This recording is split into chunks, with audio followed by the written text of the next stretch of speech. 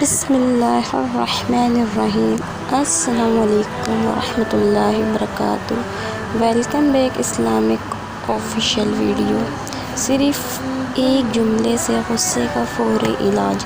سیدنا سلیمان بن سعد بیان کرتے ہیں، نبی کریم کے سامنے دو آدمی نے گالی گلوچ کی۔ ان میں سے ایک کو بہت زیادہ غصہ آیا ہوا تھا، حتیٰ کہ ایک کا چہرہ پھول گیا تھا، اور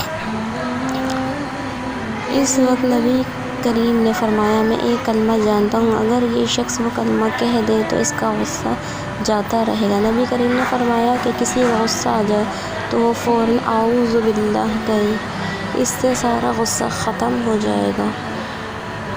چاہے میاں بیوی کے معاملات ہوں، چاہے بہن بھائی کے ہوں، ماں باپ کے ہوں، کسی کے بھی غصہ جاتا رہے گا۔ اس سے غصے کا بہترین علاج ہے اعوذ باللہ من الشیطان الرجیم۔